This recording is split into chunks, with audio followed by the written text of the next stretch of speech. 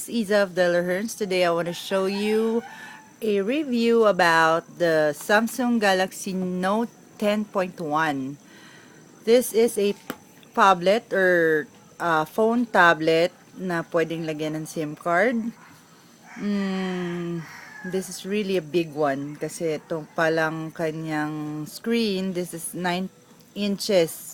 Actually, this is, ito nga ay 10.1, so itong screen niya is 9 inches.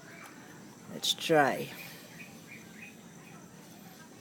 Okay. Yan. Yung loob niya.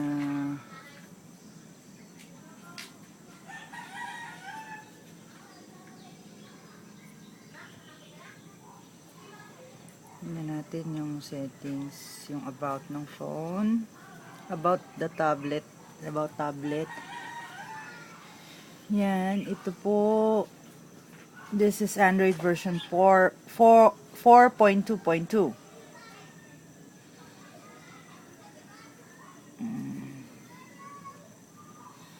Kanya pong storage, 16 GB. Actually, pag ganito po, hindi naman talaga nasusunod yung 16 GB. Yun ang nakalagay sa ano niya, kahit sa sticker. Ano ba yan? Malabo.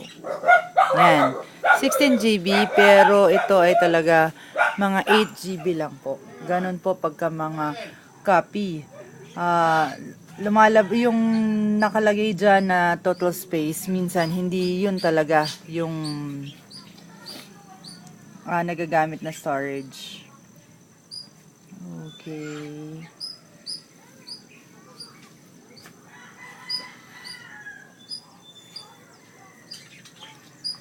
Hindi ko pa alam masyado yung mga features nito. Ngayon lang ako open ng mga ganito. Huwag po yan. Ito yung kanyang Play Store.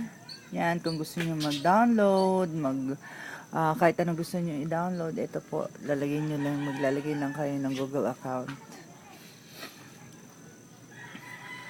Let's try yung camera. Yan, nandito po kasi ako sa outdoor, kung makikita nyo. Ito. Yan, yung camera niya. Ito yung Rare, which is 2 MP or something. Yan.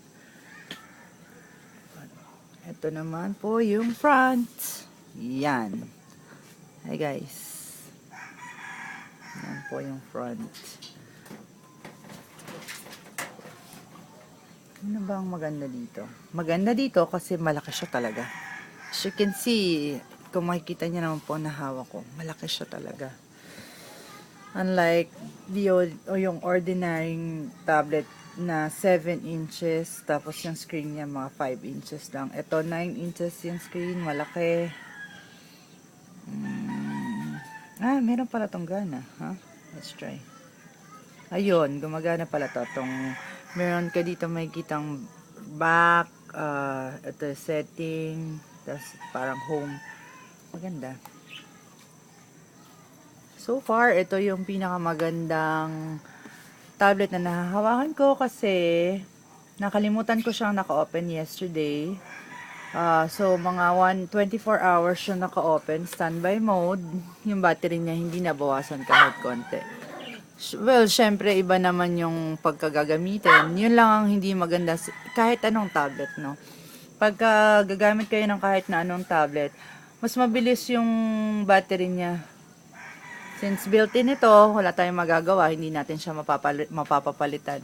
Usually, tumatagal yan ng 3 to 4 hours, 2 to 4 hours, mga ganun lang po yung time na magagamit mo yung tablet.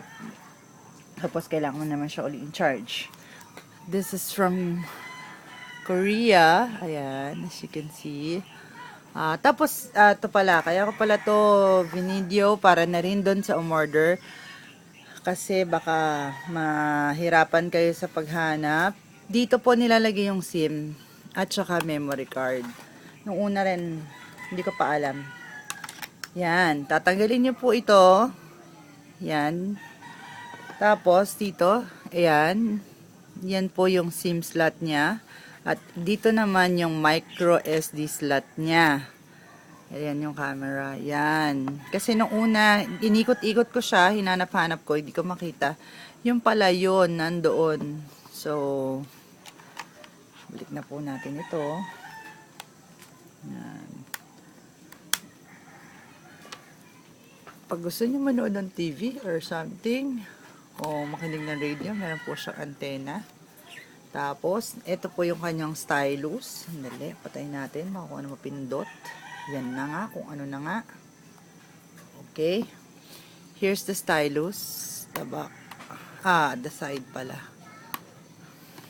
Medyo mahirap pa kasi bago pa.